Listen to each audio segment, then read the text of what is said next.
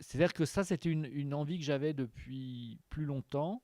C'est vrai que moi, quand je me lance aussi dans l'aventure d'un film, j'ai toujours un peu besoin de savoir dans quel univers visuel est-ce que j'ai envie de filmer, il y a l'histoire, mais dans quel contexte. Voilà.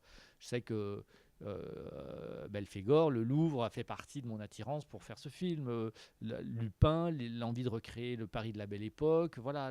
Et pareil sur Les Femmes de l'ombre avec le Paris de l'occupation ou le Caméléon qui se passe en Louisiane. Là, j'avais besoin aussi de me dire, voilà, cette histoire, j'ai envie de la raconter, pardon, mais pas forcément à Paris ou quelque chose comme ça. D'abord parce que je trouvais que pour aller dans le côté de la métaphore du comédien, j'avais envie de reconstituer comme un peu une ambiance de tournage en province ou même de petites pièces comme les tournées. Je ne vais pas donner de nom pour vexer personne, mais les tournées dans des petites villes de province. Et ça, je trouvais que du coup, il fallait quand même une petite ville.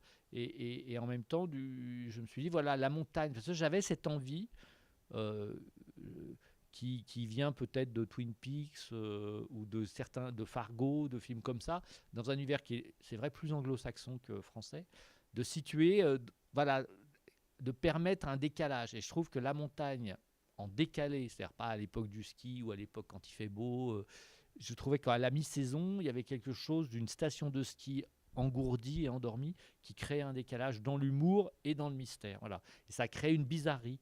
Et à partir de là, j'étais sûr que fallait que ça se situe dans ce genre d'univers visuel et géographique.